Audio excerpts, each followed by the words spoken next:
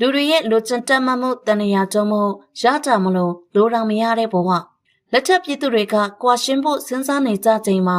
မင်္ဂလာမဆောင်ရတဲ့သူတွေကတော့အိမ်အောင်ပြုတ်ကျင်နေကြတယ်။နာမည်မကြီးသေးတဲ့သူတွေကနာမည်ကြီးကျင်နေကြသလိုနာမည်ကျော်တွေကြတော့အေးအေးဆေးဆေးကိုပိုင်အချိန်လေးပဲလိုချင်ကြတယ်။လူငယ်တွေကအသက်ကြီးကျင်ကြပြီးအသက်ကြီးတဲ့သူတွေကအချိန်ကိုနောက်ပြန်လှည့်ကျင်နေကြတာမျိုး